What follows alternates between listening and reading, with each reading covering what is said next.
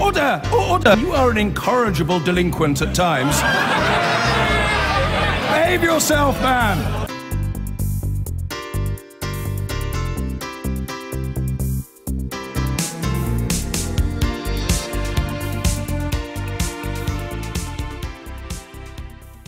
As we've been speaking, Theresa May, or she's about to, I think, set out her vision of Brexit as a great national mission that offers the promise of transforming this country. Later today, Jeremy Corbyn will also deliver a speech on Brexit, giving Labour's view of the opportunities and challenges ahead. Negotiations with Brussels are set to formally begin 11 days after the election. So where exactly do the parties stand regarding the UK's future relationship with the European Union?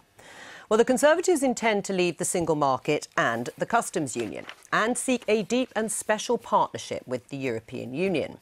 The free movement of people from the EU would end, and a great repeal bill would incorporate EU law into UK law.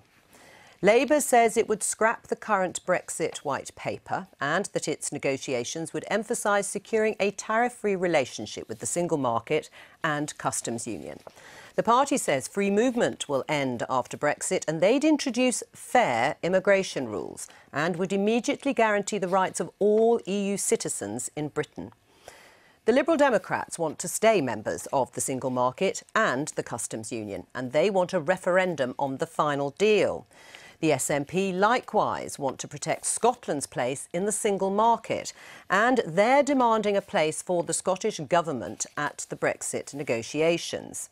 Meanwhile, UKIP want to ensure a clean break with the single market, the customs union and the European Court of Justice. And they insist there should be no Brexit divorce bill or future contributions to the EU budget.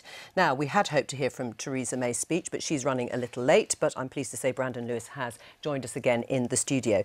Theresa May's been talking about the great national mission of Brexit. What exactly does that mean in terms of hard policies?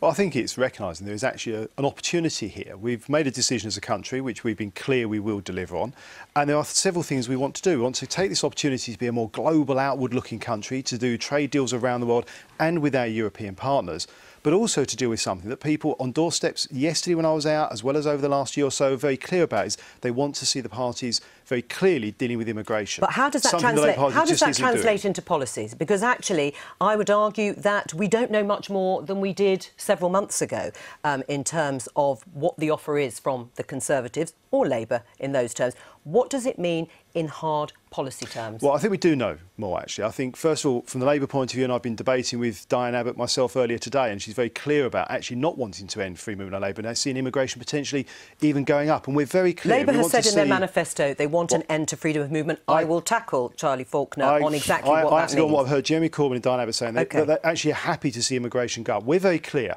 and a very clear point for us is to see immigration should be at sustainable levels, that's the tens of thousands, but also that we need to negotiate good trade deals, but not just with our European partners, with countries around the world, to be much more globally outward-looking and to attract the brightest and the best to come here to continue to grow our economy. I don't think anyone would disagree with that, and what I still don't know is how you're actually going to achieve those things through policy detail. But since you brought up the issue of immigration, you have said, or the Labour manifesto says, it'll be an end to free movement. So how many people do you think on a net migration basis should be coming here year on year? I don't think that's possible to say, and I think the Prime Minister would agree with that, because I think what you should do is you should stop people being able to come unless they've got a job, and the job has got to be something that somebody in the UK can't do. So you're going to end all unskilled labour coming from the EU?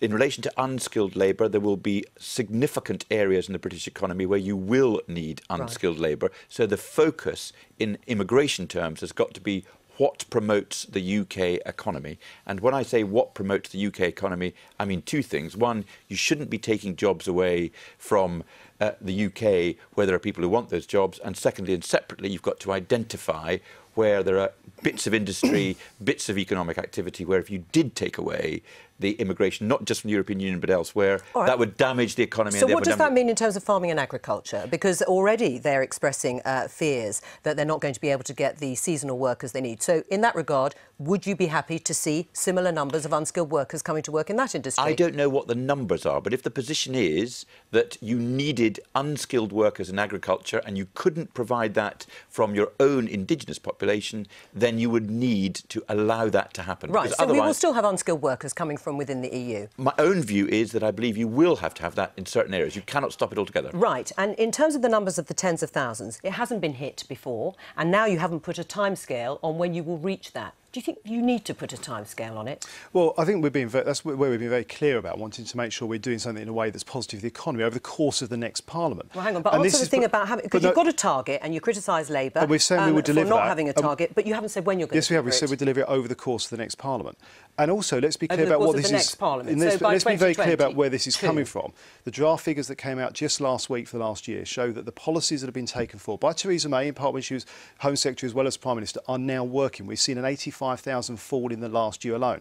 But this is also building on all of the work we have done in terms of changing how social housing is allowed, how the NHS works for people coming to this country, and upskilling people here to be able to take these jobs. How long is that going to take? Doing that. How long is the upskilling? Right, hang on. In the reduction in immigrant labour, and you talk about this upskilling. How long is that going to take, the upskilling of the British population to take the jobs when you are going to remove EU immigrants? This is why this is about a holistic approach. We've got to make sure that we are not just controlling our borders and having control of that, which Brexit can give us, but also having that industrial strategy where we're bringing in the apprenticeships. How long will it take? take? Well, the benefit we're already seeing from that is that more and more people here are getting into work. We've got 2 million more jobs in the economy since 2010. Yeah, but I'm talking about compensating for the reduction in immigrant labour. And that is also where we're seeing that 85,000 fall in the last year alone. And there's still a lot more to do, and that's why we're being very clear. The British people want to see a government that is clearly looking to deal with this issue, and we're being very upfront about that fact. What is so extraordinary about what Brandon is saying, he says he's going to bring it down to tens of thousands within by 2022. Within 5 years. And Mrs May has been the Home Secretary for 6 years and has failed repeatedly year after year.